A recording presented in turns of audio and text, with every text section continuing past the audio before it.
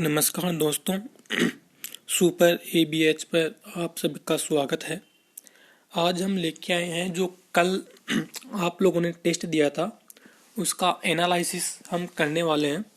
तो इस एनालिसिस में आप लोगों ने जो गलत उत्तर दिए वो क्यों दिए, सही क्या था, ये सभी आपको बताएंगे। बाकी आपके नंबर आपको मिल गए होंगे और जो रैंक है वो बुधवार तक आपको मिल जाएगी। तो इस टेस्ट में गलत उत्तर देने का कारण क्या था, ये सब भी हम लोग आपके साथ चर्चा करेंगे और ये एक नया तरीका आप लोगों के लिए खोजा है कि बच्चों को पता चले कि कितने बच्चों ने क्या कर रहे हैं, इसका कारण क्या था, ये गलत ऑप्शन जो दिया वो क्यों दिया, ये भी आपको पता होना चाहिए। तो इसके लिए हम ये चर्चा कर रहे हैं। तो ये टेस्ट है अपने तीसरा और कक्षा 10 आपको दिख ही रहा है। यहाँ पर नेम में आप लोगों को अपना नाम लिखना था, जो आप सब ने अच्छे से नाम लिखे। सबसे पहला क्वेश्चन था कि मस्तिष्क के कितने भाग होते हैं। मस्तिष्क के कितने भाग होते हैं? मस्तिष्क के देखिए 3 भाग होंगे, ये ऑप्शन इसका सही होगा। और ये लगभग 75% बच्चों ने जो है कि ये उत्तर दिया है, जबकि 20% लोगों ने जो है कि ये 2 को भी उत्तर दिया है। तो बताएं 3 जो भाग होंगे वो कौन कौन से होंगे, आपको बता दें। एक तो अग्र मस्तिष्क, एक मध्य मस्तिष्क और एक पश्चिम मस्तिष्क। ये मस्तिष्क के 3 भाग होते हैं, अग्र मस्तिष्क, मध्य मस्तिष्क और पश्चिम मस्तिष्क। तो ये सही होगा। बाकी जो बच गए उन्होंने 5 और 6 भी किए हैं, तो ज़्यादातर बच्चों ने सही आंसर दिया है। ये 3 भाग इसके होंगे। इसके बाद नेक्स्ट क्वेश्चन था कि निम्न में से अनिश्चित क्रिया है। तो अनिश्चित क्रिया में देखिए इसमें भी जो है लगभग 70% बच्चों ने सही उत्तर दिया। उपरोक्त सभी होगा, 70% बच्चों ने सही दिया। लेकिन 18% बच्चों ने 18% बच्चे जो है कि रक्तदाब बता रहे थे। तो आपको बता दें अनिश्चित क्रिया जो होती है उसमें क्या होती है कि वो सभी क्रियाएं आती है जिस पर मनुष्य का अपना नियंत्रण नहीं रहता है। वो क्रियाएं अपने आप होती है, अपने आप ही नियंत्रित होती है। मनुष्य अपनी इच्छा से कुछ नहीं कर सकता। जिस रक्तदाब बीपी है, बीपी अपने आप होती है। वमन, वमन का मतलब है उल्टी आना, उल्टी आएगी तो आएगी, उसमें क्या कर सकते हैं, कुछ नहीं कर सकते। लार का आना, कुछ लोग सोच रहे हैं कि लार तो ऐच्छिक क्रिया है। देखिए आप, लार मुंह में आती रहती है हमेशा, बस ये है कि कोई अच्छी खाने की चीज़ देखते हैं तो ज़्यादा आती है और अपना ध्यान उसकी ओर आकर्षित होता है, जबकि लार हमेशा आती रहती है मुंह में। तो ये भी अनिश्चित क्रिया है, इसको हम लोग नियंत्रित नहीं कर सकते। तो उपरोक्त सभी जो है कि उसका उत्तर हो जाएगा। इसके बाद नेक्स्ट क्वेश्चन था कि पादप स्पर्श के लिए संवेदनशील है। तो पादप कौन सा अंग संवेदनशील होगा? तो इसको देखिए लगभग 50% बच्चों ने सही किया है। इसका उत्तर प्रतान होगा, जो लगभग 50% बच्चों ने सही किया है। बाकी 27% बच्चों ने जड़ भी की है।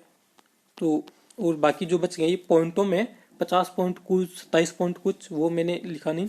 तो बाकी लोगों ने ये भी किया है। तो बता दें प्रतान इसका सही उत्तर है।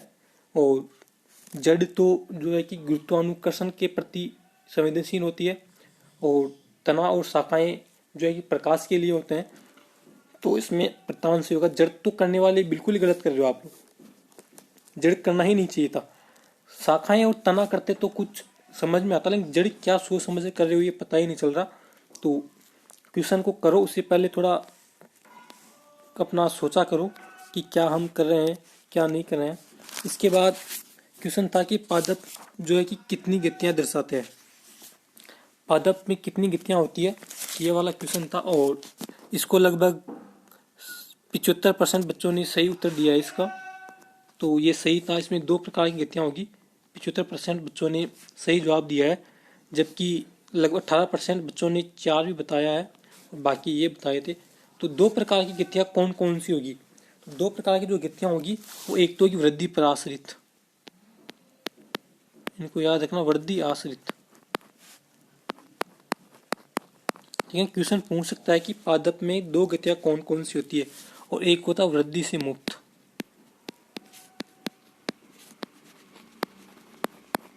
ये 2 प्रकार की जो है कि गतियां पादप करते हैं, एक तो वृद्धि आश्रित, एक वृद्धि से मुक्त। तो ये 2 गतियां होगा। तो उत्तर इसका 2 सही है।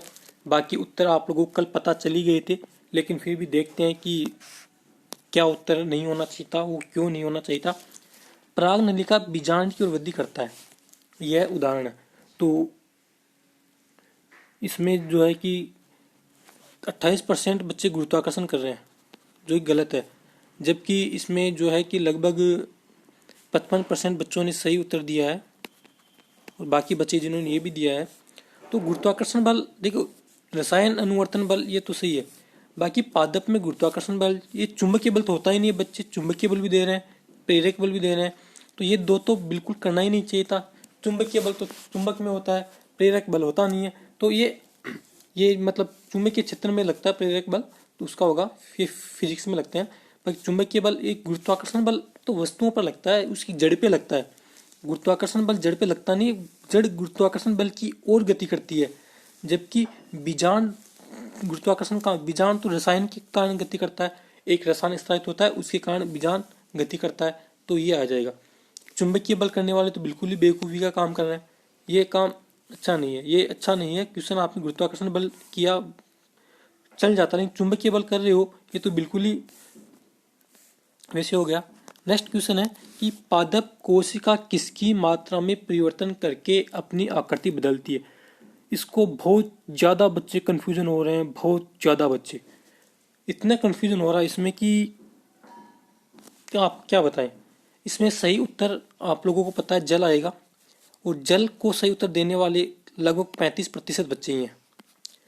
बाकी कार्बोहाइड्रेट और वसा को जो है कि 25% बच्चे, 25% बच्चे कार्बोहाइड्रेट, 25% बच्चे वसा कर रहे थे। बाकी जो बच गए लगभग 17% ये सब पॉइंटों में है, तो इन्होंने प्रोटीन किया। तो बहुत बच्चे कन्फ्यूजन हो रहे हैं इसमें। तो आपको बता दें, कार्बोहाइड्रेट तो पादप बनाता है, ठीक है ना, और पादप में वसा होती नहीं, तो वसा तो आप लोगों को जो है कि करनी नहीं चाहिए थी। जबकि प्रोटीन आंसर हो सकता था, लेकिन ये जो है कि कोशिका की आकृति नहीं बदलता है। प्रोटीन को लेकर के जो है कि ये छुई मुई यदि कुछ होता तो आप लोग इसको कर सकते थे, जबकि उसमें भी जो है कि ये होना नहीं चाहिए था। बाकी प्रोटीन जहाँ तक करते तो सही हो सकता था कि चलो लगा लेते हैं, लेकिन प्रोटीन वैसे भी नहीं कर सकते आप, क्योंकि प्रोटीन तो जंतुओं में होती है। तो प्रोटीन जंतुओं में होती है, आपको वैसे नहीं करना चाहिए था। वसा भी जंतुओं में होती है। हाँ, कार्बोहाइड्रेट मान सकते हैं कि चलो नहीं आ रहा, तो आप कार्बोहाइड्रेट में दिमाग लगा सकते हो कि यार कार्बोहाइड्रेट हो सकता है, जबकि होगा ही क्या जल। तो प्रोटीन और वसा तो आपको वैसे ही कैंसिल कर देने चाहिए थे।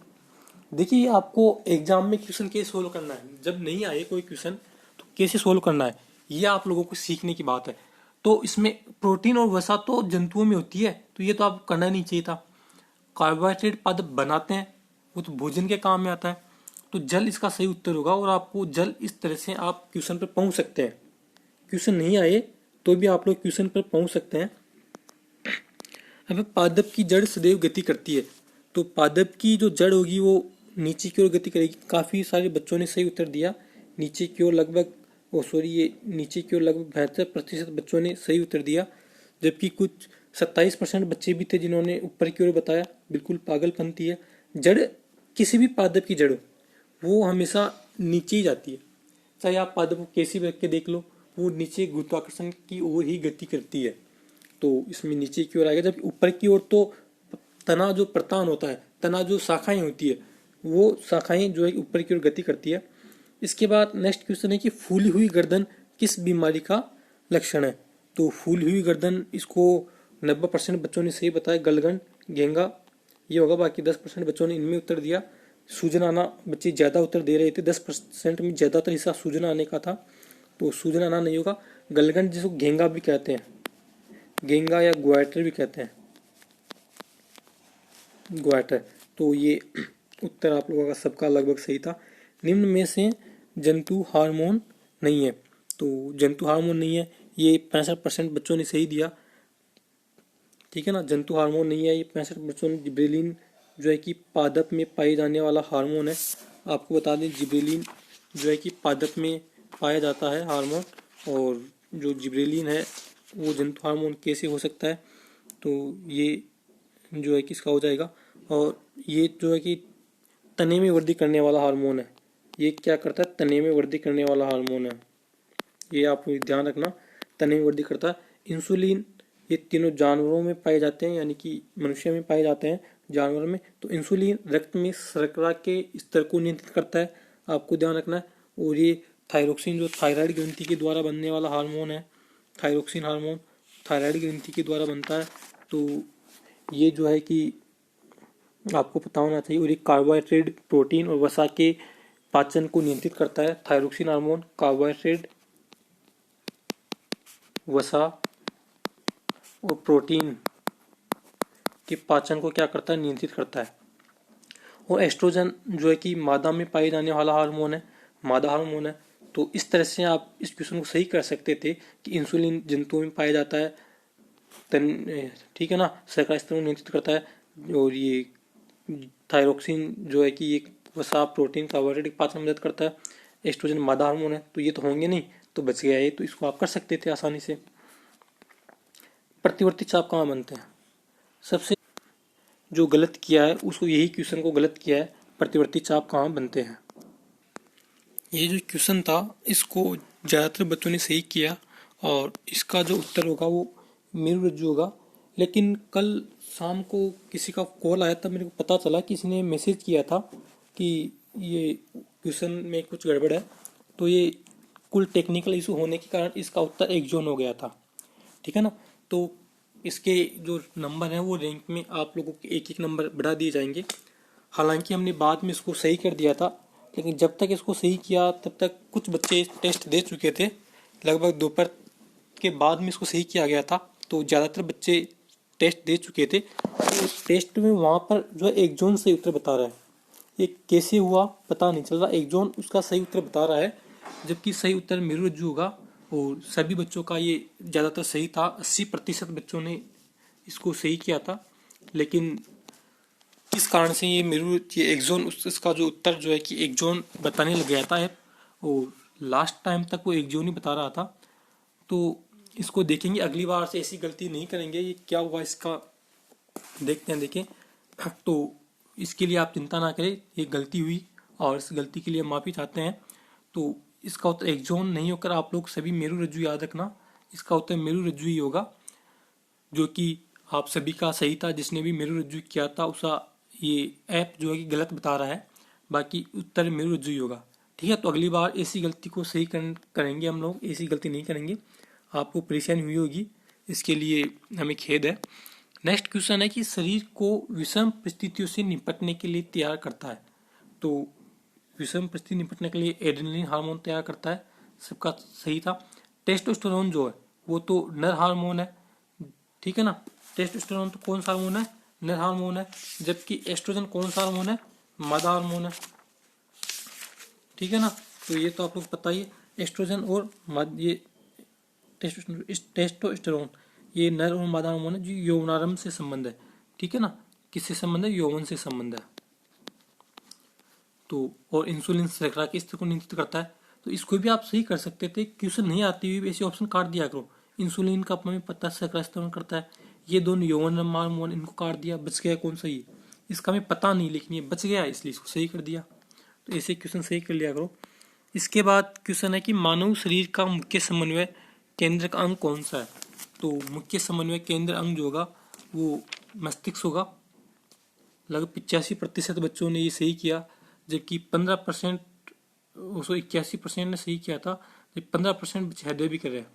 हृदय मुख्य समन्वय केंद्र नहीं है, ये ध्यान रखना। मुख्य समन्वय केंद्र केवल मस्तिष्क है। इसके बाद होगा कि केवल नर में पाए जाने वाला हार्मोन है। अभी मैंने आपको बताया था कि टेस्टोस्टेरोन नर में पाया जाता है। अब बच्चे इन दोनों में कन्फ्यूजन हो रहे हैं। मैंने नेक्स्ट क्वेश्चन दिया था, देखिए नेक्स्ट क्वेश्चन ये था कि मादा में पाए जाने वाला हार्मोन कौन सा है। तो बच्चे इनमें लगभग कन्फ्यूजन हो रहे हैं। तो कोई 50-60% बच्चे इनमें कन्फ्यूजन हो रहे हैं। तो ये कन्फ्यूजन आज जो है कि आप लोगों का दूर कर देते हैं। तो दोनों के उत्तर में ये बता रहा हूँ, ये नर में पाया जाता है, जबकि एस्ट्रोजन मादा में पाया जाता है, ठीक है ना। वो ये तो दोनों में पाया जाता है। तो नर में क्या पाया जाता है, टेस्टिस पाए जाते हैं, यानी कि वृषण पाए जाते हैं। वृषण को इंग्लिश में टेस्टिस कहते हैं। तो नर में टेस्टिस पाए जाते हैं। तो टेस्टिस से स्रावित होने वाला हार्मोन हो जाएगा टेस्टोस्टेरोन। आप लोगों को ये दोनों तो याद है कि एक तो टेस्टोस्टेरोन और एक एस्ट्रोजन, ये नर और मादा में पाए जाते हैं। अब कंफ्यूजन यहाँ हो रहा है कि कौन सा नर में होगा और कौन सा मादा में होगा। तो टेस्टिस केवल और केवल नर में पाए जाते हैं, यानी वर्षण को इंग्लिश में टेस्टिस कहते हैं। टेस्टिस केवल और केवल नर में पाए जाते हैं। तो टेस्टिस के द्वारा स्रावित हार्मोन ही टेस्टोस्टेरोन हार्मोन है। तो टेस्टिस नर में पाए जाएंगे तो इनसे जो हार्मोन स्रावित होगा वो भी नर में होगा, तो टेस्टोस्टेरोन हो जाएगा। अब बच गया एस्ट्रोजन, तो जो एस्ट्रोजन बच गया वो अपने आप किस में आ जाएगा, मादा में आ जाएगा। तो लगभग 50% बच्चे इसमें कन्फ्यूजन हो रहे थे। दोनों में रेशो जो है दोनों का लगभग 50-50% रहा। तो इसको ऐसे आप लोग याद कर ले, कन्फ्यूजन नहीं हो। बहुत अच्छा क्वेश्चन है और ये आपको मैंने बता ही दिया है। इसके बाद है तंत्रिका तंत्र की इकाई। तंत्रिका तंत्र की इकाई क्या होगी, इसमें जो है कि 34% बच्चे ये दे रहे हैं, लगभग 34% बच्चे ये दे रहे हैं, जो कि गलत है। न्यूरॉन तंत्रिका तंत्र की इकाई होगी, जो तंत्रिका कोशिका भी कहते हैं, ठीक है ना। तो ये तंत्रिका तंत्र नहीं होगा, न्यूरॉन इसका सही उत्तर होगा। तंत्रिका तंत्र तो खुद ही है, प्रश्न पूछ रहा है तंत्रिका तंत्र की इकाई, तो तंत्रिका तंत्र कैसे हो सकता है, वो तो खुद ही तंत्रिका तंत्र हो गया। तो ये तो आपको वैसे ही नहीं करना चाहिए था। हृदय और किडनी आप लोग जानते हैं, तो न्यूरॉन जो है कि तंत्रिका तंत्र की क्या होगी, इकाई होगा। सबसे बड़ी ग्रंथि है, बहुत इजी क्वेश्चन था। सबसे बड़ी ग्रंथि है और लगभग 75% बच्चों ने सही बताया, जबकि 25% बच्चों ने अग्नाशय को बताया, जो कि गलत है। तो यकृत जो है कि सबसे बड़ी ग्रंथि है। अग्नाशय देखो, अग्नाशय बहिस्रावी और अंतःस्रावी दोनों ग्रंथि है, इसको आप याद कर सकते हैं। बहिस्रावी और अंतःस्रावी पूछे तब अग्नाशय आएगा, जबकि शरीर की सबसे बड़ी ग्रंथि पूछे तो यकृत आएगा। इसको आप लोग ध्यान रखें।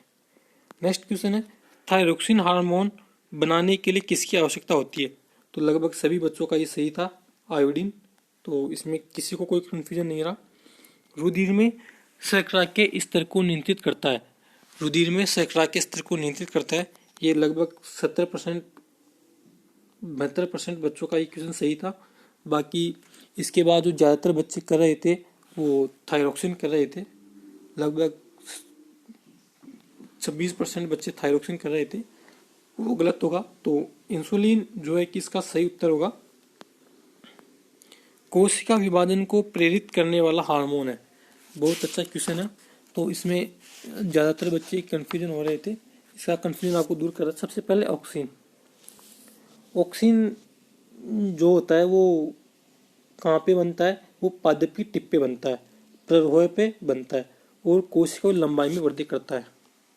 ऑक्सीजन तो किस में वृद्धि करता है, लंबाई में, ठीक है।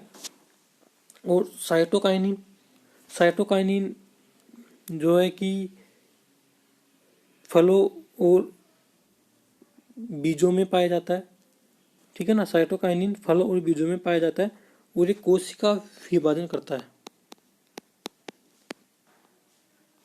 कोशिका विभाजन करता है, ठीक है ना। जबकि जिब्रेलिन जो है कि वो ऑक्सीन की तरह ही है और तने में वृद्धि करता है। ये हार्मोन आप लोग जो है कि याद रखना, ये एग्जाम पूछेगा। जबकि एक बचता है एप्सिक अम्ल, एप्सिक अम्ल जो है कि वृद्धि रोकने वाला हार्मोन है, वृद्धि निरोध हार्मोन है। ऑक्सीन क्या है, वृद्धि निरोध हार्मोन है। ओ सॉरी, एप्सिक अम्ल वृद्धि निरोध हार्मोन है। तो आप लोग इसे सभी याद रखें। ऑक्सीन केवल लंबाई में वृद्धि करता है, कोशिकाओं की लंबाई में वृद्धि करने वाला हार्मोन पूछे तो ऑक्सीन होगा। जबकि साइटोकाइनिन कोशिका विभाजन को प्रेरित करता है, ठीक है ना। साइटोकाइनिन कोशिका विभाजन को प्रेरित करता है, इसलिए इसका उत्तर ये हो जाएगा। और यदि ये पूछ ले कि फलों और बीजों में कौन सा हार्मोन सर्वाधिक मात्रा में पाया जाता है, कौन सा हार्मोन फलों और बीजों में सर्वाधिक मात्रा में पाया जाता है, तो भी साइटोकाइनिन आएगा। और कोशिका विभाजन को प्रेरित करने वाला हार्मोन पूछे तो भी साइटोकाइनिन ही करना है। जिब्रेलिन तने में वृद्धि करता है, इसको याद रखना। एप्सिक अम्ल वृद्धि निरोध हार्मोन है। या फिर इसके लिए पूछ ली कि पत्तियां कौन से हार्मोन के कारण मुरझाती हैं, पत्तियों का मुरझाना किस हार्मोन से होगा, तो भी क्या होगा, एप्सी कमल होगा। इसको आप तो याद कर लेना, बहुत अच्छा क्वेश्चन है ये। इसके बाद नेक्स्ट क्वेश्चन है कि किस हार्मोन के कारण तना प्रकाश की ओर मुड़ जाता है। तो किस हार्मोन के कारण तना प्रकाश की ओर मुड़ जाता है, तो ये तो सबको पता है, ये भी मैंने बताया था, ऑक्सीन के कारण मुड़ जाता है, जिबरेलिन, साइटोकाइनिन और थायरोक्सिन। थायरोक्सिन तो पाथवे में बनता ही नहीं है, ठीक है ना। तो ये तीनों हार्मोन में से ऑक्सीन इसका सही हो जाएगा। और अभी आप लोगों को इनके काम मैंने बता ही दिए हैं, तो ये रिपीट हुआ है। और ये क्वेश्चन आप लोगों ने अच्छा किया, इसमें भी ज़्यादातर बच्चों ने जो है कि टेस्ट कैसा लगा, बहुत अच्छा लगा। लगभग 80% बच्चों को ये टेस्ट अच्छा लगा, जबकि 20% बच्चों को अच्छा लगा। और ये अगला टेस्ट देंगे, इसमें 80% बच्चे जो थे वो देने के लिए बोल रहे थे, इसमें 80% बच्चे जरूर देंगे, जबकि लगभग 15% बच्चे बोल रहे थे नहीं देंगे, और लगभग 4% बच्चे बोल रहे थे कि पता नहीं, और ये किसी ने कहा नहीं। बहुत बहुत धन्यवाद आपका कि आप लोग टेस्ट नहीं देंगे, ये तो किसी ने नहीं कहा। पता नहीं वाले जरूर 4% है, तो आप सभी लोगों का बहुत बहुत धन्यवाद। तो इस टेस्ट सीरीज से आप लोग जो है कि ये सीखें कि हमें प्रश्न नहीं आए तब भी सही उत्तर कैसे देना है। तो बुधवार को टेस्ट की रैंकिंग जारी कर दी जाएगी, और आप सभी लोगों का प्यार प्रेम ऐसे ही बना रहे। तो उम्मीद करते हैं आपको आज का सेशन जो है कि बहुत पसंद आया होगा, और शाम को नेक्स्ट वीडियो में फिर मिलते हैं। तब तक के लिए नमस्कार, धन्यवाद।